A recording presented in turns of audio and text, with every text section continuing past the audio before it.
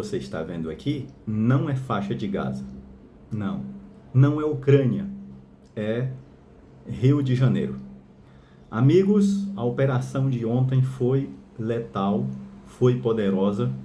Isso mostra que o crime, ele tem realmente as suas consequências. 64 mortos, várias pessoas feridas e até pessoas inocentes. Ainda bem que até agora não pareceu de inocentes mortos, né? Mas teve pessoas atingidas. Isso mostra que aquilo que a Bíblia fala é verdadeiro. Aqui em Romanos, capítulo 13, versículo 14, fala o seguinte, falando da justiça, né? Pois é serva de Deus para o seu bem. Mas se você praticar o mal, tenha medo, pois ele não porta a espada sem motivo. É serva de Deus, agente da justiça para punir quem pratica o mal. Ou seja, aquele que escolhe o caminho do crime, aquele que escolhe o mal, aquele que escolhe fazer mal para as pessoas, transgredir a lei do seu estado, ele vai sofrer a sua punição. E essa operação no Rio de Janeiro nos pintou um quadro perfeito de onde o pecado pode levar a pessoa.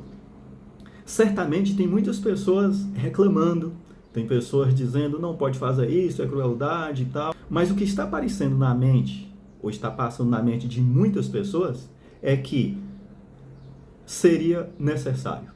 A gente não pode alegrar com a morte de ninguém, de maneira nenhuma, mas amigos, com certeza as pessoas que moram naquela região, eles estão contando com um alívio, porque são 60 suspeitos, segundo eles, né? Mas podemos chamar de traficantes, mortos, e que certamente o tráfico vai ter a sua enfraquecida. Enquanto isso, as pessoas têm um momento de paz, né?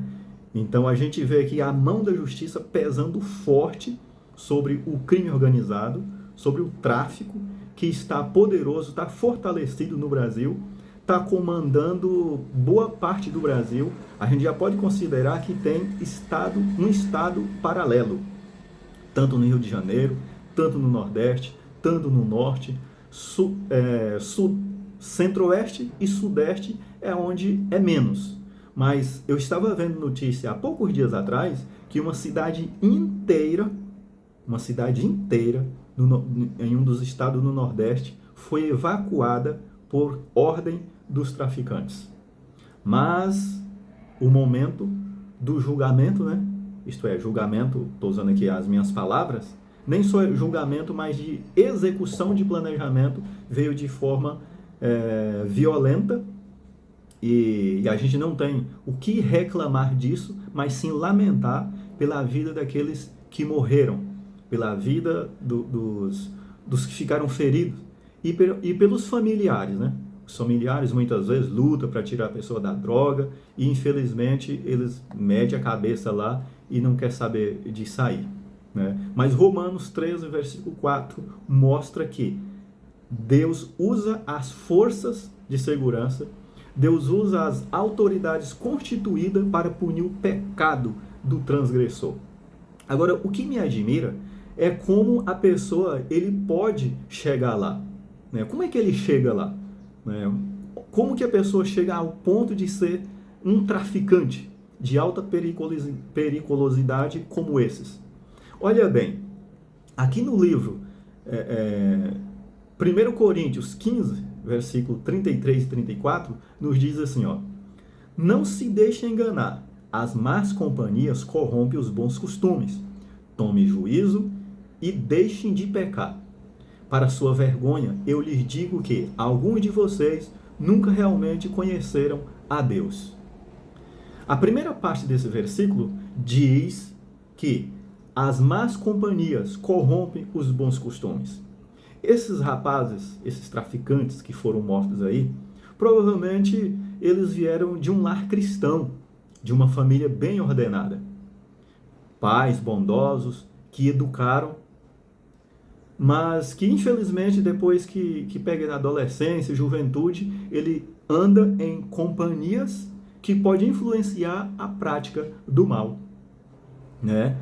Hoje a juventude ele é muito bombardeada por informações, né? Informações distorcidas, por influências, até mesmo nas universidades, por incrível que pareça, várias universidades, nem só o professor, mas muitos alunos faz uso de entorpecentes. E um dos principais deles, dos entorpecentes, é a maconha.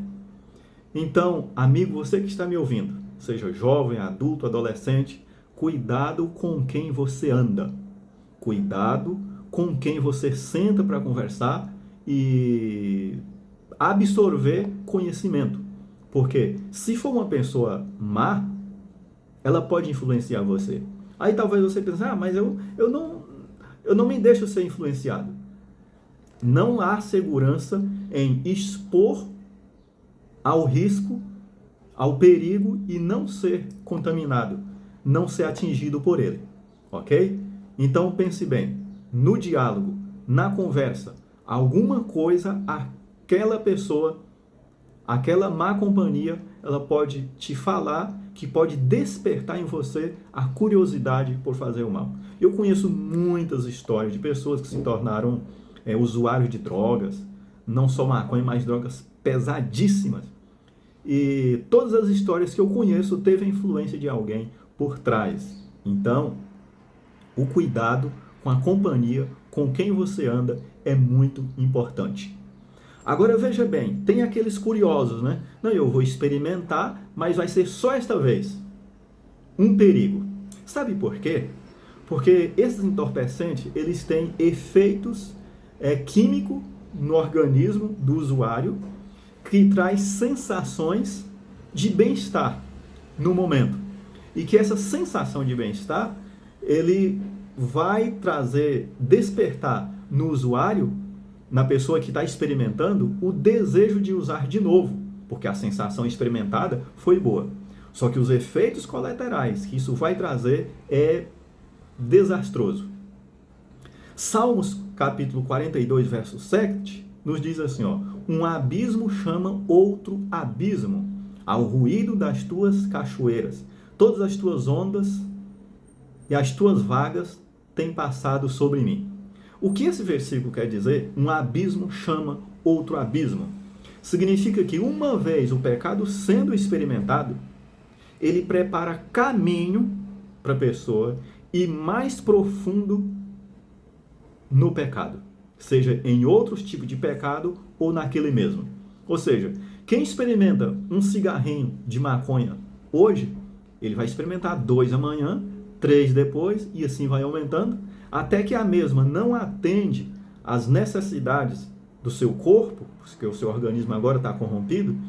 Daí a pouco vem a cocaína, e vem heroína e outras drogas mais pesadas que destroem a pessoa por dentro, a sua mente, e desestrutura a família.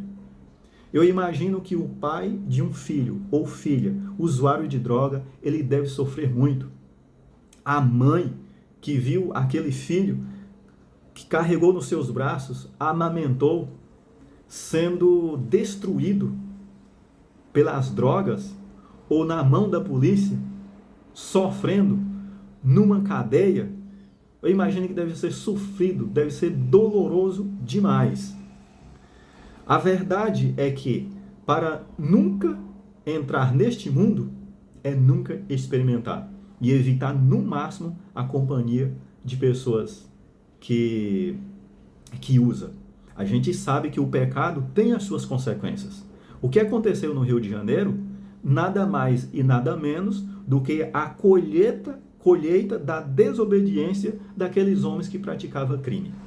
E a colheita para eles veio de forma violenta, né? Ceifaram a vida de 60 pessoas. Na verdade, 64, né? Os 4 foram policiais. Imagina, as esposas desses policiais, os pais, os filhos, que sofrimento. Esses traficantes, muitos deles provavelmente têm também filhos, esposas, certamente tem pai, tem mãe. Imagina a tristeza para eles, né? Então, o pecado não compensa. não compensa. Eu fiquei pensando comigo, né? Aqueles homens correndo lá na mata. Eu imagino que eles devem ter pensado nas suas infâncias, como seus pais os educaram, ensinaram, falaram para não andar por este caminho. Provavelmente eles foram de igreja, né? Participaram de escola sabatina, participaram de escola dominical, provavelmente foi até pregador. Ontem mesmo eu estava ouvindo a história de um rapaz que ele foi líder de desbravadores, mas que atualmente estava andando no mundo do crime. Eu espero que nesse momento, nessa correria toda, eles tenham se arrependido e clamado a Deus por perdão. Tomara que algum deles tenha perdoado. Porque a história não acaba por aí, né? Segundo a Bíblia, todas as pessoas vão um dia comparecer diante de Deus para ser julgado. O julgamento humano, diante do julgamento de Deus, o julgamento final, vai ser fichinha, é coisa leve. Mas naquele grande dia, cada centavo vai ser prestado conta. Então, hoje, como diz o livro de Hebreus, se ouvirdes a sua voz, não endureçais o vosso coração. Sai dessa vida do crime, sai dessa vida das drogas, volte para Deus, entregue o seu coração a Ele, viva em obediência. Certamente você vai ser feliz e sua família também. Deus abençoe, aquele abraço. E se você ainda não é inscrito em nosso canal, se inscreva, deixe aí o seu comentário, deixe a sua opinião a respeito dessa operação, curta os nossos vídeos e compartilhe para que chegue a outras pessoas.